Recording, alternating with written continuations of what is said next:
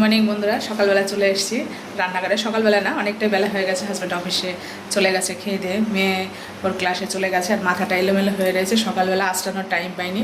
সকালবেলা উঠে সোজা রান্নাঘরে চলে আসতে হয়, তো ওই জন্য আঁচড়ানো বা নিজেকে একটু ফিটফাট করে যে আসবো সেই টাইমটা হয় না। যার মানে হাত মুখ ধুয়ে জামাটা চেঞ্জ করে যত তাড়াতাড়ি পারো রান্নাঘরে আসো, মানে সেই হিসাবে শুধু হলো ড্রেসটাই চেঞ্জ করা হয় আর হাত মুখটা ধোয়া হয়। বাদ বাকি মাথা ফাতা যা থাকে ওরকমই থাকে। পরে হচ্ছে মানে চান করার পরে একবারে আঁচড়ানো হয়। তো যাই হোক বন্ধুরা, কী রান্না করছি আপনাদের সঙ্গে শেয়ার করব। তা আজকে হচ্ছে বৃহস্পতিবার, বৃহস্পতিবারে পুজো আছে। তা চলো বন্ধুরা, কী রান্না করছি দেখাচ্ছি। এই যে এখানে ডাল, এটার মধ্যে প্রেশার কুকারেই সেদ্ধ বসিয়েছিলাম। আমি কিন্তু ঢাকনা ছাড়া ডালটা সেদ্ধ করি।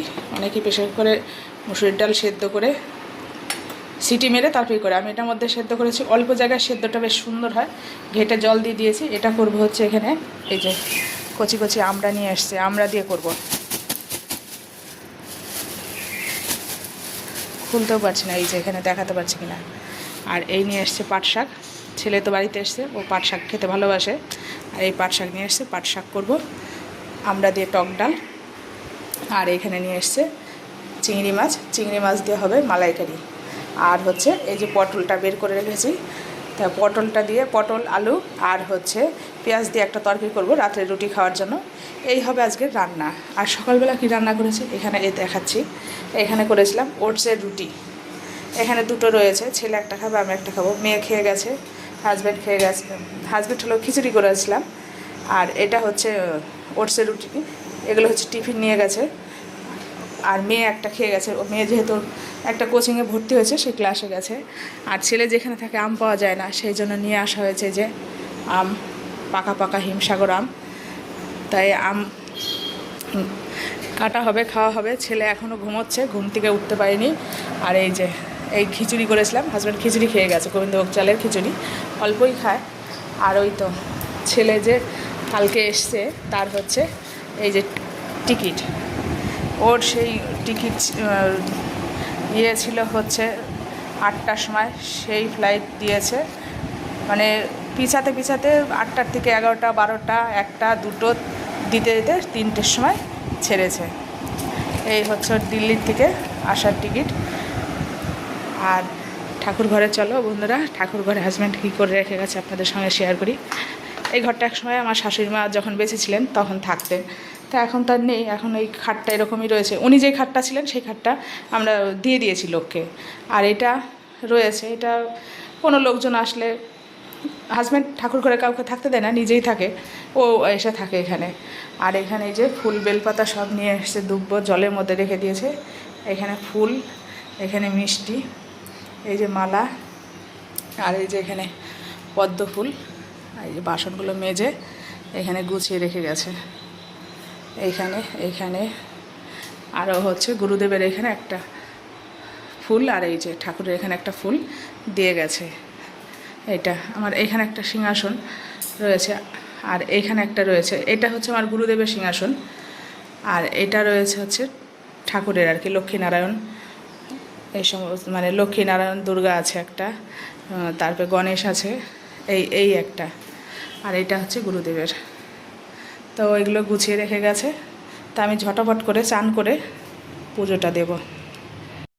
ভেবেছি আগে রান্নাটা করব, রান্নাটা করে ছেলের জন্য এক বালতি জামাকাপড় ভিজিয়েছি। তো ওর যা জামাকাপড়ের নোংরা হয়েছে, সেই জামাকাপড় হচ্ছে মেশিনে দিলে পরিষ্কার হবে না, তাই সেগুলো ভেবেছি হাতেই কাচবো। তা কালকে রাত্রে ভ্যানিশ দিয়ে সার্ফ দিয়ে ভিজিয়ে রেখেছিলাম। তা হাজব্যান্ড একটা প্যান্ট কেচেছে, বলছে আমি আর পারছি না, তুমি কেচে দিও। তা আমি যতটা পারি কাচবো, নয়তো আবার বিকেলে এসে কাচবে। এত ভারী ভারী জিন্সের প্যান্টগুলো না কাচতে খুব কষ্ট হয়, হাতে ব্যথাও লাগে। মানে আমার এমনিতেই ঘাড়ে স্পন্ডেলাইসিসের ব্যথা আছে, আর ওর জন্য আরও বেশি ব্যথা হয়। তো যাই হোক, মেয়ে তো গেছে, ও বিছানাপত্র সব ছাড়তে হবে, কাজের বউটা আসবে ঘর মুছতে। আর গত রাত্রে ছেলের সাথে গল্প করতে করতে অনেক রাত হয়েছে, অনেক রাত জেগেছি, অনেক কিছু শুনছিলাম ওর গল্প। তো যাই হোক, এখন ঝটাপট আগে রান্নাটা করব, তারপরে কাচবো, চান করব, তারপরে পুজো দেবো। তো যাই হোক বন্ধুরা, সঙ্গে থাকবেন, আশা করি ভিডিওটা ভালো লাগবে।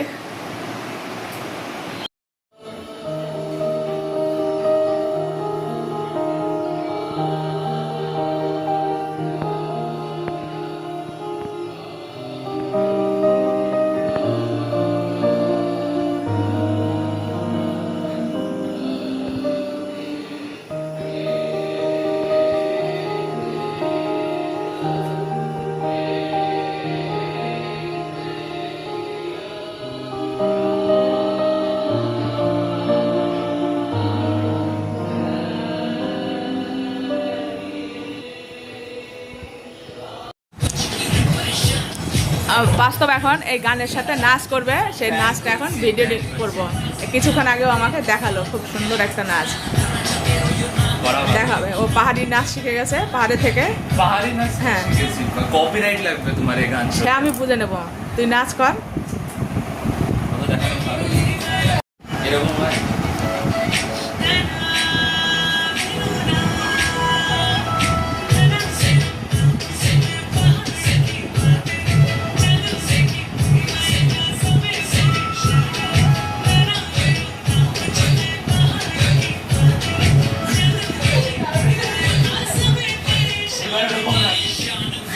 কত সুন্দর নাচ করলো দেখো। ওই যে রিয়া বোন ওকে দিচ্ছ এখান দিয়ে।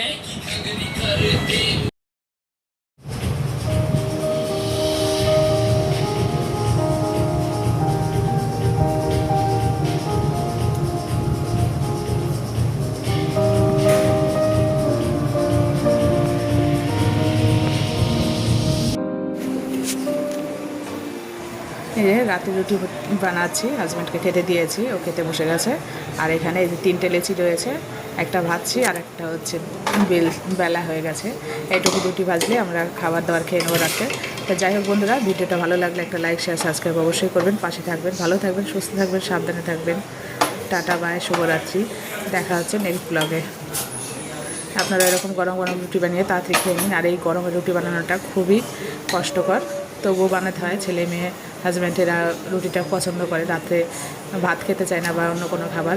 আমি মাঝে মাঝে সকালবেলাটা ওটসের রুটি বানাই, সেটাকে বেলতে হয় না, ওটাকে একটু গুলে জলে ভিজিয়ে নিয়ে করলেই করা যায়। আর আটার রুটিটা একটু বেলতে হয়, করতে হয়, একটু পরিশ্রম হয়। তো যাই হোক, ভালো থাকবেন, সুস্থ থাকবেন, সাবধানে থাকবেন। টাটা বাই, শুভরাত্রি।